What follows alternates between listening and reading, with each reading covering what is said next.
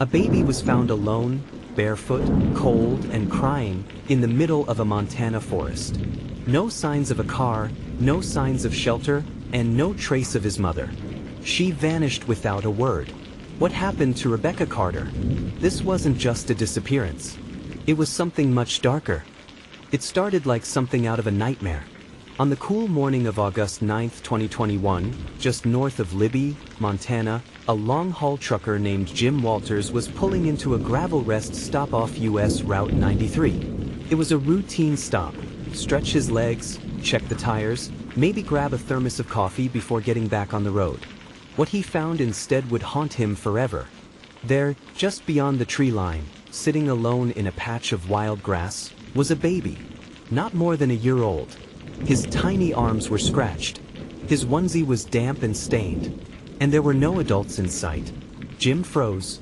He later told investigators it took him a moment to even process what he was seeing.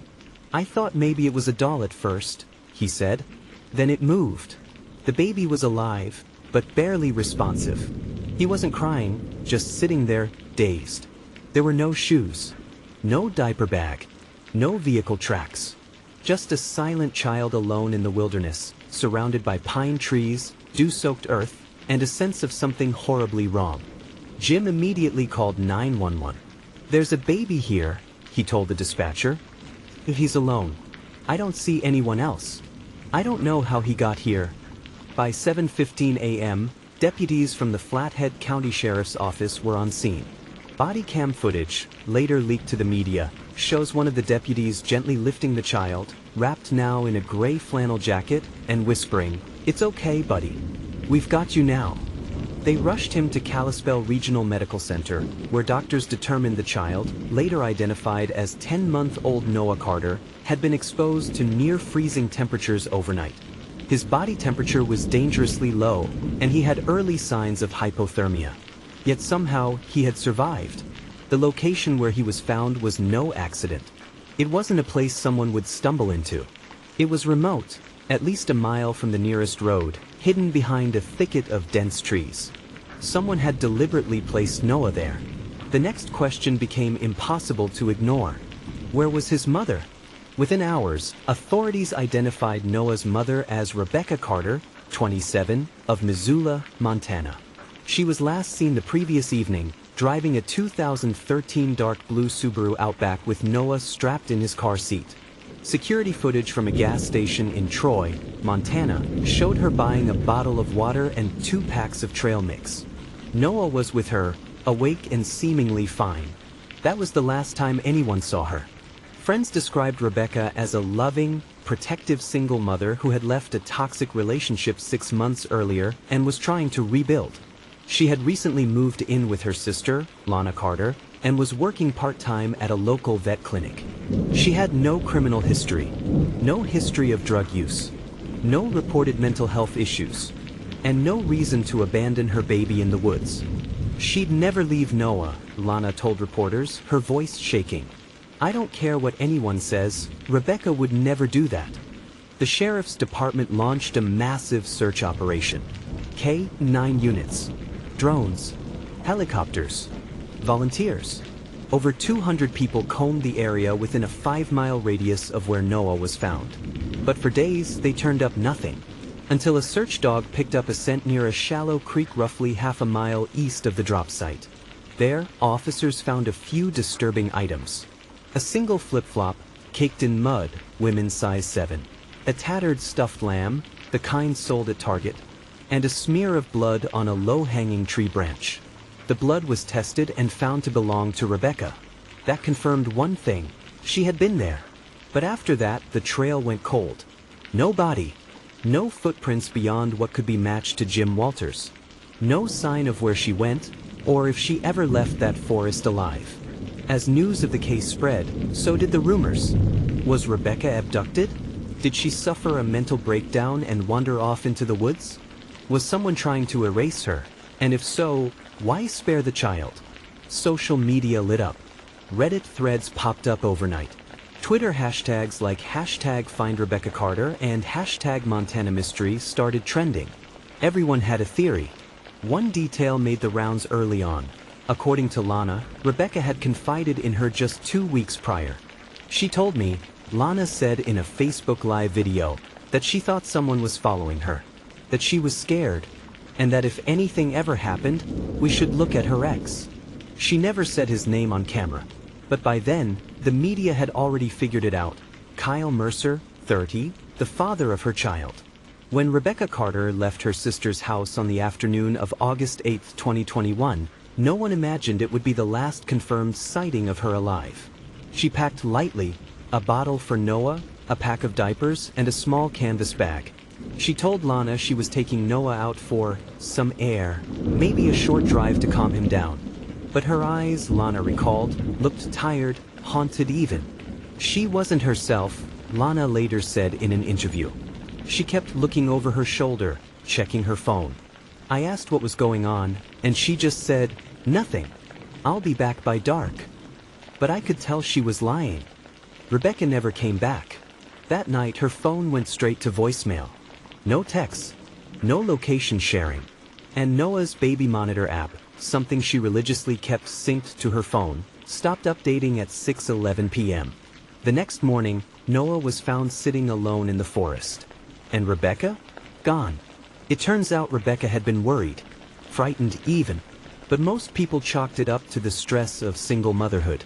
Over the past month, Rebecca had sent 4 emails to her attorney, Monica Reyes, documenting concerns about her ex-fiancé, Kyle Mercer. In one email, dated July 12th, she wrote, "Kyle's been driving by the house again. He texted me from a burner number. I blocked it, but I feel like I'm being watched. If anything happens to me, please keep this email." Rebecca also told Lana she'd seen Kyle parked near her work at the Pine Ridge Animal Clinic. She even took a blurry photo of a black truck, Kyle's make and model, parked down the road. The license plate was just out of frame. The police were never called. Lana begged her to file a restraining order, but Rebecca said she didn't want to poke the bear. She feared doing so would make things worse, especially with Kyle already threatening to file for joint custody of Noah. He told her once, Lana remembered, "If I can't have him, neither can you." On the surface, Kyle Mercer looked like your average small-town blue-collar guy.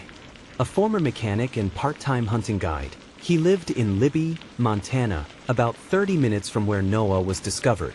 He and Rebecca had been together for 2 years. Their relationship started off passionate but quickly became turbulent.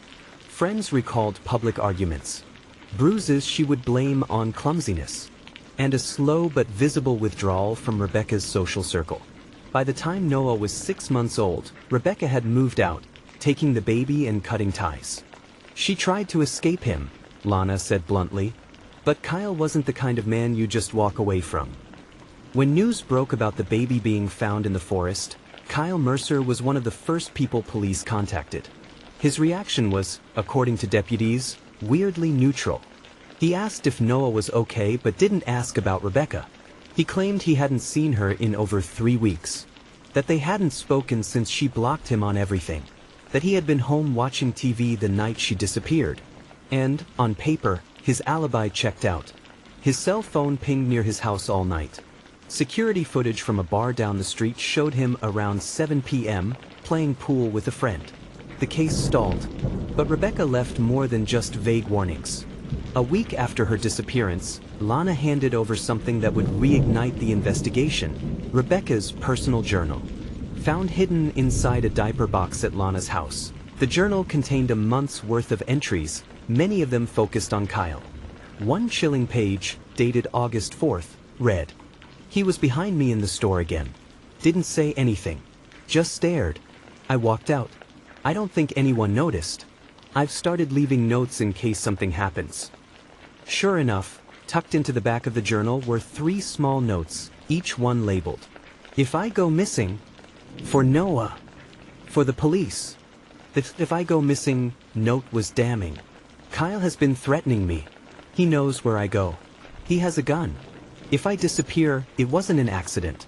Please protect Noah. Please don't trust what he says." Suddenly, what looked like a disappearance took on the shape of something far more calculated. Rebecca hadn't just vanished, she saw it coming. The minute Rebecca's journal went public, Leaked by an anonymous source to a local reporter, Kyle Mercer became the internet's most hated man. Hashtag Where is Rebecca trended on TikTok. True crime podcasts dissected his every social media post. People began camping outside his house. And a Change.org petition to have him arrested hit 75,000 signatures in 2 days. But public opinion wasn't enough. The sheriff's office maintained there wasn't enough evidence to arrest him, at least not yet. No physical proof. No eyewitnesses. No confession. Just a chilling collection of notes and a gut feeling shared by nearly everyone watching. So why hadn't he been brought in? That changed when authorities obtained a warrant to search his truck. Inside the glove box, they found a burned SIM card. Underneath the passenger seat, wedged deep in the lining, was a pacifier with Rebecca's lipstick smudged on it. That, combined with cell tower data showing Kyle's phone had briefly gone off-grid the night of the disappearance, near the exact location where Noah was found, was finally enough. On September 2, 2021, nearly a month after Rebecca disappeared, Kyle Mercer was arrested and charged with first-degree murder, kidnapping, and obstruction of justice. But the case was far from over, because while the arrest brought relief to some, there was still one devastating truth hanging in the air. Rebecca's body had still not been found. For many people in Libby, Montana, the arrest of Kyle Mercer should have brought closure. Instead, it split the town in half. Some saw him as a monster in disguise, the kind of man everyone should have seen coming. But others, especially those who had known Kyle for years, weren't so sure. And when the media circus rolled in, dragging up every fight, photo, and family feud, what had once been a tragic disappearance began to feel like something much messier and possibly even more sinister. Because despite Kyle Mercer's arrest, no one could prove Rebecca Carter was dead. Libby was the kind of town where people still left their doors unlocked. Population? Barely 2,700. The kind of place where people grew up knowing one another's grandparents. Where loyalty often beat out logic. So when Kyle was let out of his house in handcuffs, the town reacted like it always did, with whispers. At Red Owl Grocery, employees argued behind the counter about whether he was guilty. A makeshift memorial for Rebecca appeared at the town square one morning. Candles, notes, a framed picture of her holding Noah. By that evening, it had been trashed. Online things got worse. Locals began screenshotting Facebook posts from Kyle's friends, some defending him, others turning on him. Someone even created a fake account pretending to be Rebecca, claiming she was alive and hiding in Canada. The chaos didn't help the investigation. It only fueled more confusion. Even Detective Russ Whitman, a 16-year veteran of the Flathead County Sheriff's Office and lead investigator on the case, admitted off the record that things were less solid than the public believed. There's a body missing, he told a colleague, according to leaked internal memos. There's no murder weapon. We're hanging a case on a burned SIM card, a baby, and a few very persuasive journal entries. It wasn't enough. Prosecutors were under pressure. National media was still camped outside the courthouse. Activists were demanding justice for Rebecca. But no remains meant no forensics. No time of death. No confirmation that death had even occurred. In Montana, a murder conviction without a body wasn't impossible. But it would be hard. Especially when Kyle's defense attorney, Maggie Ryan, began doing what defense attorneys do best, digging into the victim's life. Ryan painted a picture of Rebecca that was far more complicated than the one offered by family and friends. She called attention to a previous DUI from 2016, sealed but retrievable. An antidepressant prescription filled just 3 days before her disappearance. A second phone number she used, registered under an alias, Lila Devine, and linked to a dating app profile. She was living a double life, Ryan claimed in a pretrial hearing. She wasn't kidnapped. She left. She left the baby behind to fake her own disappearance. And the state has no proof to the contrary. But while her claims were salacious, they weren't completely fabricated. Investigators confirmed that Rebecca had signed up for 2 dating apps under the name Lila. The profiles were active in late July, and one message, sent to a man in Spokane, read, "I need to get out of here. Montana is killing me." Suddenly, doubt began to creep in. Was Rebecca running from Kyle, or from something else? Then came a twist no one saw coming. An anonymous tip came in on September 18th, just days after Kyle's arraignment. A man named Harlan Ducey, a survivalist who lived off-grid in a cabin 12 miles from where Noah was found, reported seeing a woman matching Rebecca's description on the night of August 8th. She came to my door, asked if she could use my phone, Ducey said.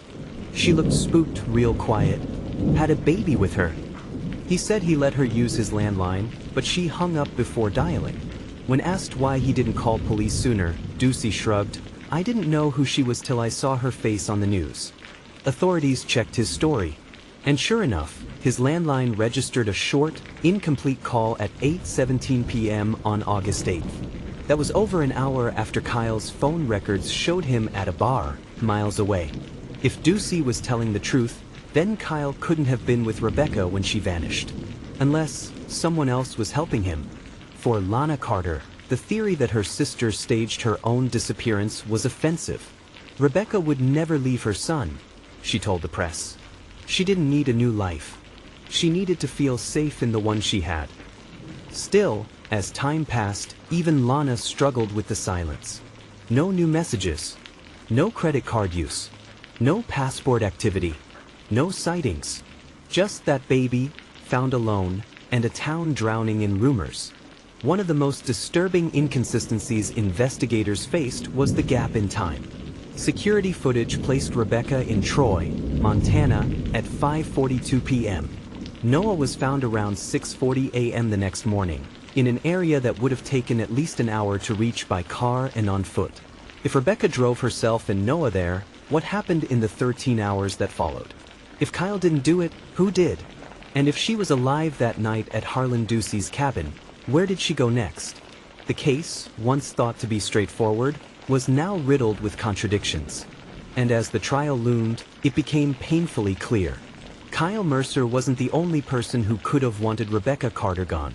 The prosecution had an arrest. The media had their villain. And the public had a baby crawling out of a nightmare. But when the forensic techs finally dug into Rebecca Carter's digital life, what they uncovered didn't point to a clean-cut case. It hinted at something far more calculated, a web of encrypted messages, GPS glitches, and deleted data that threatened to collapse the state's entire narrative against Kyle Mercer. Worse yet, it hinted at the possibility that someone else had been watching Rebecca, maybe even following her. And that someone wasn't her ex-fiancé. The first real break came not from a human witness, but from Rebecca's Subaru Outback. 3 weeks after the disappearance, the vehicle was found abandoned near the Yak River Bridge, 14 miles from where Noah had been discovered.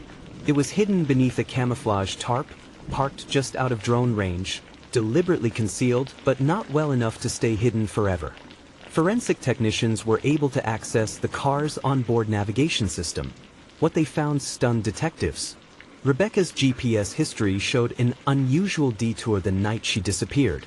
At 6:27 p.m., the car traveled off Route 93, driving northeast along a disused logging road for nearly 30 minutes before stopping, exactly where Noah would later be found. The logs revealed the car remained parked there for over 5 hours, unmoving, until the system was manually disabled at 11:43 p.m. Here's where it got strange. Kyle's phone pinged nowhere near the site that night. Surveillance footage at a bar 18 miles away showed him drinking with a friend from 7 o'clock to just after 11:30 p.m. That alibi, once shaky, now looked solid. Even more unsettling was a pattern in Rebecca's route. The detour she took wasn't random. She'd driven that exact path twice before, weeks earlier, once on July 25th and again on August 2nd.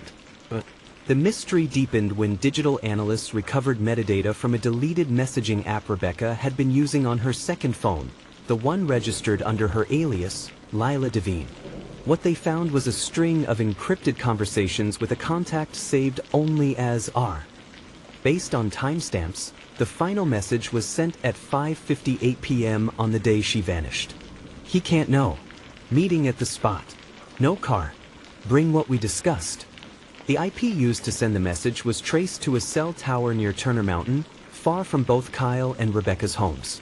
Even more suspicious, the recipient, R, had been using a burner number purchased at a gas station in Spokane 2 months earlier. The number was dead within 24 hours of the message being sent. Investigators initially believed R might have been a new romantic partner or even someone helping Rebecca fake her own disappearance. But then Rebecca's friend, Amira Lewis, came forward with a disturbing confession. According to Amira, Rebecca had been terrified of someone other than Kyle in the weeks before she disappeared. That person was Rachel Doss, a former co-worker of Rebecca's from Pine Ridge Animal Clinic. Rachel had been fired in late June for workplace misconduct, after allegedly stealing medication and harassing a fellow employee. She was never formally charged, but Rebecca had reported her to management, effectively ending Rachel's career. Amira claimed Rachel blamed Rebecca for everything. She was obsessed, Amira said. She told Rebecca, "You ruined my life. One day I'll ruin yours." At first, it was just words. Then Rebecca said she saw her car outside the clinic one night. Then at her gym. Then at her daycare. None of this had been reported to police. Rebecca, for all her paranoia, had been scared of looking dramatic. But the final piece came when detectives subpoenaed security footage from a travel center near Libby. On August 8th, just after 4 p.m., a black Nissan Rogue was seen filling up next to Rebecca's Subaru. Behind the wheel? Rachel Doss. She hadn't been seen since. With this new information, the case against Kyle Mercer was suddenly in limbo. The prosecution had to contend with the possibility of an entirely different suspect, one with a clear motive, a documented history of hostility, and, possibly, a plan to lure Rebecca into the woods under the guise of meeting someone else. Rachel's known vehicle matched tire impressions found near the hidden trail where Rebecca's car was eventually located. And most damning of all, Rachel's cell phone had gone dark the same night as Rebecca's, both offline between 6:15 p.m. and 12:20 a.m. But despite a statewide search, Rachel Doss was never found. Her apartment was abandoned, her phone missing, and her financial records stopped cold the day after Rebecca's disappearance. With Kyle out on bail, the public narrative shifted again. Reddit sleuths and amateur investigators began piecing together a new theory. Rebecca had planned to meet someone, maybe Rachel, maybe someone she didn't realize was connected to Rachel. She brought Noah, thinking it was safe. Once there, she was ambushed. Rachel, seeking revenge, either kidnapped her or worse, but kept Noah alive to send a message. The pacifier with lipstick found in Kyle's truck? Possibly planted. The SIM card? A decoy. Rebecca's journal entries implicating Kyle? Genuine, but written in fear, not knowledge of what would come next. This wasn't a murder driven by passion. It was an act of vengeance, carefully orchestrated, and still unsolved. One chilling moment haunted investigators most. The last phone activity on Rebecca's secondary phone, under her alias, was a voicemail draft she never sent. It was recovered during digital forensics and played only once, in private, by Detective Whitman. Her voice is low, but almost whispering. "Noah's with me. I'm scared. If I don't come back, it wasn't Kyle. Tell Lana. It wasn't Kyle." After that, nothing. The forest finally gave her back.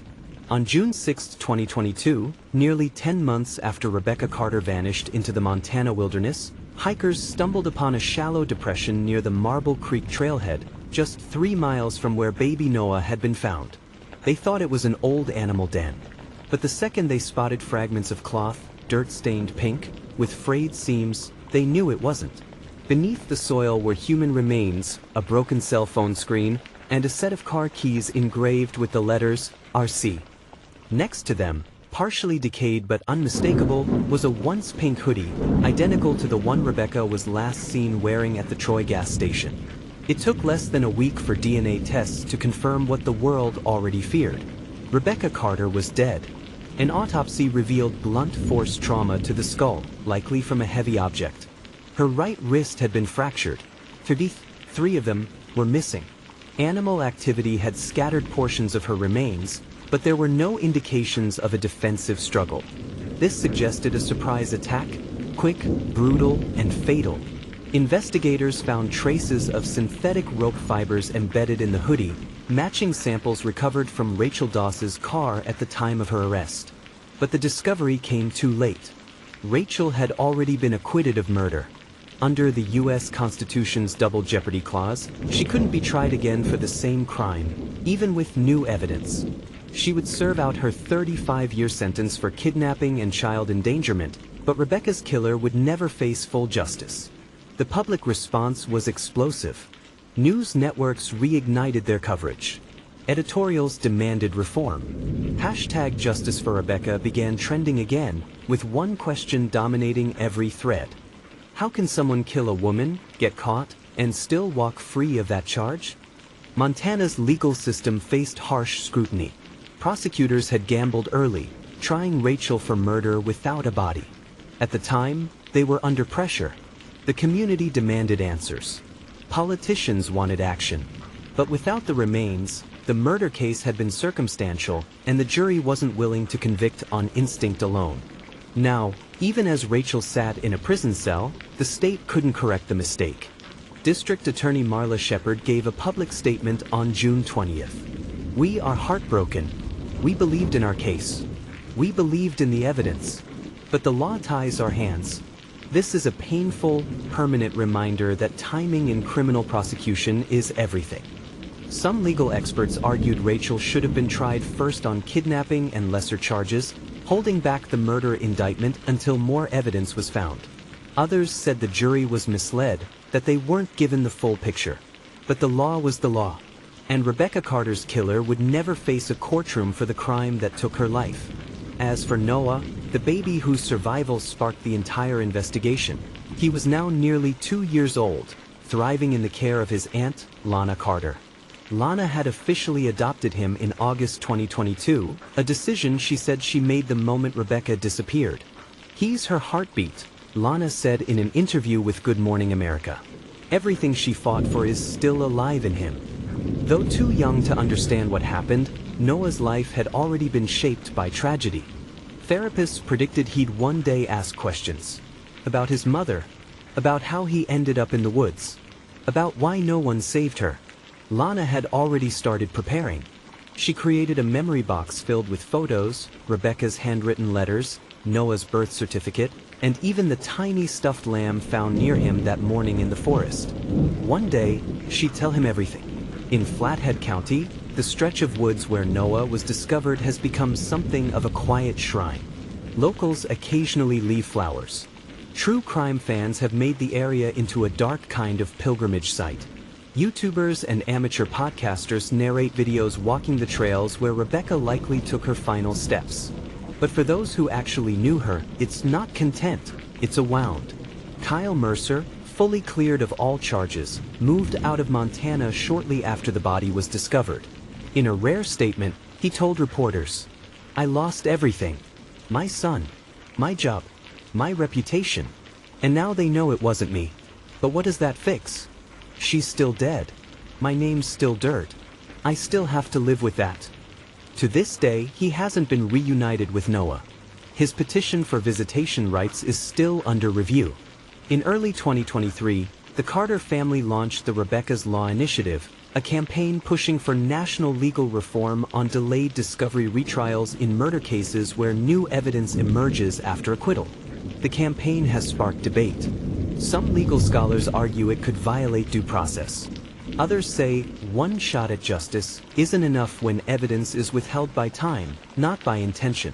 Rebecca's case has become a prime example, taught in law schools, cited in think tank reports, discussed in congressional subcommittees. She is, tragically, more powerful in death than she was allowed to be in life. Based on recovered data, Rachel Doss's journal, and forensic findings, here is the most accepted theory of Rebecca's final hours. Rebecca, using her alias Lila Devine, had agreed to meet R at a secluded forest site on the night of August 8th. She believed she was meeting someone she could trust, perhaps to discuss custody, or even to escape Kyle. Rachel, fueled by vengeance, intercepted her there. The intent may not have been to kill, but something went wrong. Rebecca was struck in the head, incapacitated. Rachel left Noah in a clearing, perhaps hoping no one would find him. She buried the body in haste, returned to Idaho, and began vanishing. A violent, tragic end to a young mother trying only to protect her child. Rebecca Carter was smart, scared, and ultimately one step ahead, but not far enough. She left warnings, journals, clues, and in the end, a living legacy in the form of her son. The forest kept its secret for almost a year. But secrets don't last forever. Not when a mother disappears, and her baby is found crying in the trees. If this story moved you, please like and subscribe for more true crime stories that go beyond headlines. What would you change in our justice system after hearing Rebecca's case? Let us know in the comments. And most importantly, hug your loved ones. Some people don't get a second chance.